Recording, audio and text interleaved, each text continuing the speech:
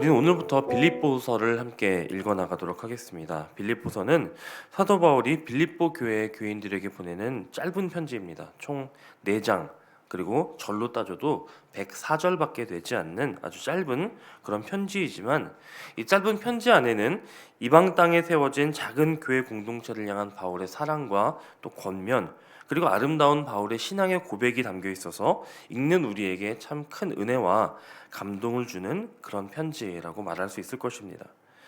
바울이 빌립보를 찾아와서 복음을 전하고 또 교회를 세우는 것은 바울의 2차 전도 여행 때 있었던 일입니다. 바울은 원래 계획은 1차 전도 여행 당시에 그가 복음을 전했던 이 소아시아 지역을 다시 한번 순회하면서 그곳에 자기가 세운 교회들을 다시금 방문하고 그곳의 교인들을 독려하고 또 거기서 다시 복음을 전할 계획을 가지고 2차 전도 여행을 준비합니다. 하지만 성령께서 알 수 없는 이유로 그 바울의 계획을 번번이 막으시는 겁니다. 그래서 바울은 하는 수 없이 처음에 그가 계획했던 소아시아가 아닌 이 소아시아 지역의 항구 도시인 드로아로 내려가게 됩니다. 그리고 그곳에서 바울은 신비한 경험을 하게 되는데, 한밤중에 마게도니아 사람 하나가 바울 앞에 서더니 그를 향하여 손짓하며 어서 와서 우리를 도우라, 건너와서 우리를 도우라, 이런 환상을 보게 됩니다. 이 바다를 건너서, 지중해를 건너서 우리를 도와달라라고 하는 너무나도 생생한 그 환상을 보고는 바울은 애초에 그가 계획했던 이 소아시아 지방의 전도 여행을 성령께서 막으신 이유가 소아시아가 아니라 마게도니아가 있는 저 유럽 지역으로 복음을 전하고 거기에 하나님의 교회를 세우는 것이 하나님의 의도구나라는 사실을 깨닫습니다. 그래서 바울과 그 일행들은 준비를 서둘러서 배를 타고 지중해를 건너 가게 되는 것이죠. 실상 우리에게도 이런 일들이 참 우리 삶에는 비일비재합니다. 내가 계획하고 꿈꾸고 또 공들여왔던 일들이 큰 장애를 만나고, 그래서 내 계획을 포기해야 할 때가 있는 것이죠. 그때마다 우리는 곧잘 실망하고 또 좌절합니다. 하지만 그런 상황을 만날 때에도 오늘 본문에서 바울이 그랬던 것처럼, 우리는 그 가운데 하나님의 선하신 계획이 있으며 또 그 일들을 통해 나를 인도하시는 하나님의 뜻을 찾아내고 또 그 뜻을 붙들고 다시 일어서는 것, 그것이 믿음인 줄로 믿습니다. 오늘 이 믿음의 눈으로 우리 인생 가운데 우리를 향하신 그 하나님의 마음이 무엇인지를 헤아릴 수 있는 저와 여러분이 되시기를 소원합니다. 자, 그렇게 하나님의 뜻을 따라 바울이 지중해를 건너서 마게도니아에서 처음으로 복음을 전하는 곳이 바로 이 빌립보였습니다. 이곳에서 바울은 하나님의 역사 가운데 여러 명의 동역자들을 만나게 되죠. 자색 옷감을 팔던 루디아라고 하는 여인과 또 바울이 갇혔던 감옥을 지키던 간수와 그의 가족들 등 이 빌립보 교회의 처음 교인이 바울 곁에 모이게 되었고, 그들을 통해서 빌립보의 교회가 시작된 것입니다. 하지만 그렇게 교회가 시작된 후에 바울과 그의 일행들은 빌립보에 오래 머무르지는 못합니다. 아주 짧은 시간 그곳에서 목회하고 이 빌립보를 떠나야 했습니다. 그리고 그렇게 빌립보를 떠난 바울 일행은 그들의 목회 여정 가운데 다시는 빌립보 교회를 방문하지 못합니다. 자, 어찌 보면 바울이 교회를 세웠지만 아주 짧은 시간 목회를 했고 그들을 직접 대한 것은 정말 극히 일부였다는 것이죠. 하지만 그런 빌립보 교회였지만 바울은 이 이방 땅에 세워진 작은 교회인 빌립보 교회를 생각할 때마다 어떻게 고백하냐면, 기쁨이 넘치고, 내가 너희를 생각할 때마다 기쁨이 넘치고 너희로 인해 하나님께 감사를 드린다라고 고백합니다. 자, 이 빌립보 교회가 어떤 교회였기에 바울은 이와 같이 하나님께 기쁨과 감사를 고백할 수 있었는가? 실상 이 빌립보 지역, 이 이방 사회에서 박해 가운데 하나님의 믿음을 지킨다고 하는 것은 너무나도 힘든 일이었습니다. 하지만 교회의 앞날과 자신들의 운명이 어떻게 될지도 알 수 없는 그런 불안한 상황 속에서 빌립보 교회는 바울의 선교 사업에 힘써 동참했던 것이죠. 7절을 보면 바울은 이렇게 말합니다. 나의 매임과 복음을 변명함과 확정함에 너희가 다 은혜에 참여한 자가 되었도다. 이렇게 말하죠. 바울이 데살로니가와 고린도에서 복음을 전할 때 빌립보 교회는 이 바울의 선교비를 지원합니다. 그리고 감옥에 갇혀 있는 지금 이 빌립보서를 기록하는 지금 이때에도 빌립보 교회는 에바브로디도를 보내서 바울을 돌보아 주게 하고 또 재정적인 지원을 아끼지 않았던 것입니다. 그런 빌립보 교회였기에 바울은 빌립보 교회를 생각할 때마다 내가 하나님께 감사드리고 또 기도할 때마다 빌립보 교회를 위하여 기쁜 마음으로 간구한다라고 고백하고 있는 것입니다. 그리고 그렇게 그가 빌립보 교회를 위하여 하나님께 진심을 담아 드리는 기도가 오늘 본문에 기록되어 있는데요. 첫째는 바울은 내가 기도하는 것은 여러분의 사랑이 지식과 모든 통찰력으로 더욱더 풍성하게 되는 것이다 라고 9절에 말하고 있습니다. 바울은 그가 그토록 사랑하는 빌립보 교회가 어떤 사업이 잘 되거나 아니면 출세를 하거나 그로써 그들이 부자가 되기를 그렇게 기도하지 않았다는 것이죠. 오직 한 가지, 빌립보 교회가 사랑이 더욱더 풍성해지기를 기도했습니다. 우리가 어떤 사람을 두고도 그 사람이 진정으로 성숙한 그리스도인인지 아닌지를 나타내주는 외적인 표지는 사랑이라고 할 수 있을 것입니다. 물론 주일 성수를 잘하고 기도를 많이 하고 혹 방언이나 예언 같은 그런 은사를 갖는 것도 중요하지만 우리에게서 정말 중요한 것은 바로 사랑이라고 하는 것이죠.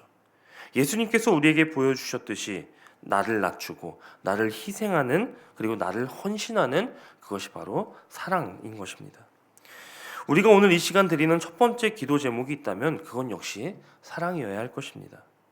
내 안에 그리스도의 사랑이 풍성하게 차고 넘치기를, 그래서 내가 내 안에 그렇게 차고 넘치는 그 그리스도의 사랑이 내 밖으로 흘러서 우리의 이웃들과 우리의 형제들과 또 온 세상으로 흘러갈 수 있기를 우리는 간절히 기도해야 하는 것이죠. 오늘 우리 안에 또 우리 교회 안에 이런 사랑이 충만하기를 간절히 소원합니다. 두 번째 기도 제목이 10절에 나오는데요. 그는 뭐라고 기도하냐면 진실하여 허물 없이 그리스도의 날까지 이르기를 기도합니다. 여기 진실하다라고 하는 말을 원어적으로 보면요, 이 진실이라고 하는 말은 햇볕에 비추어 보아서 흠이나 티가 없는 것, 그러니까 아무런 흠이 없는 그것을 진실이라고 의미합니다. 그리스도인으로서 우리의 몸과 우리의 영혼은 진실해야 합니다. 세상 풍조에 더럽혀지지 않고 순수하고 진실하고 흠 없어야 한다는 것이죠.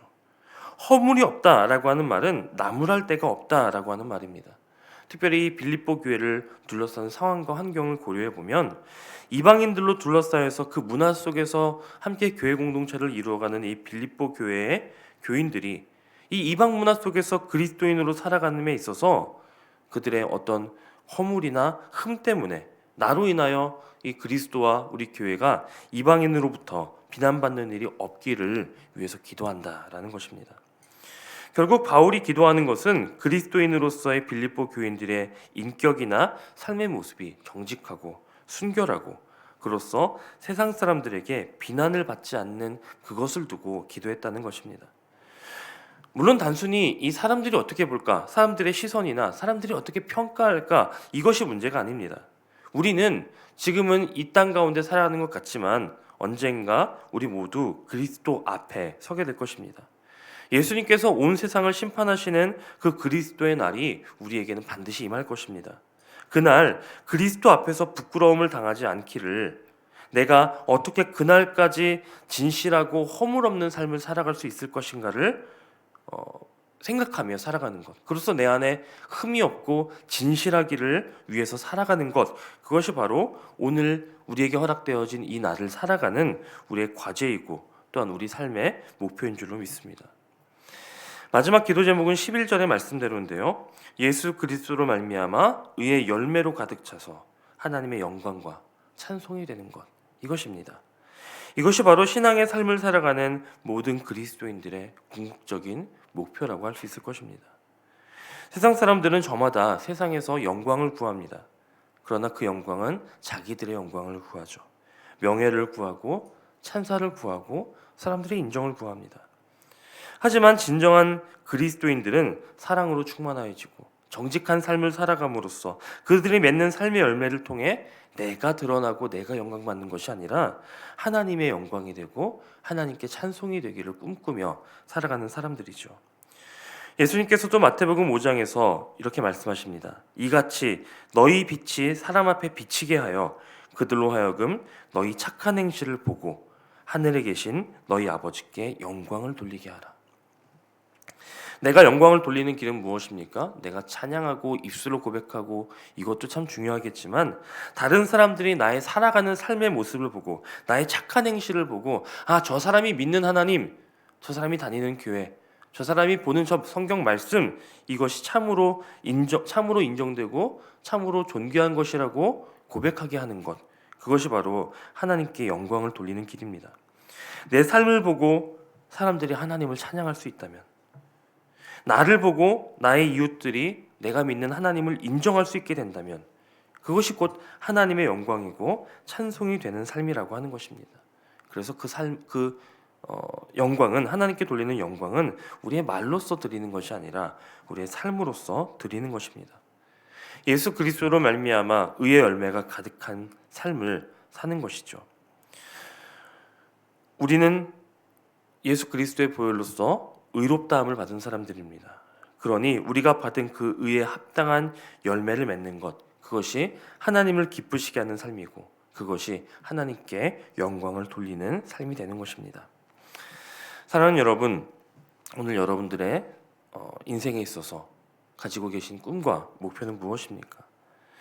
세상 사람들은 이 험한 세상 속에서 자기의 꿈을 포기한다고 말하지만 아무리 버거운 삶의 현실이라도 하나님의 뜻을 이루어 가시는 그 하나님의 손길을 기억하시면서 우리가 그런 하나님을 기뻐하고 믿음으로 의뢰하며 나아갈 때 나의 삶을 하나님께 맡기고 내 안에 그리스도의 사랑으로 또 내 삶의 진실함으로 그리고 내 삶의 목표를 하나님께 영광 돌리는 것으로 삼고 살아갈 때 하나님은 분명히 그 일을 이루실 줄로 믿습니다.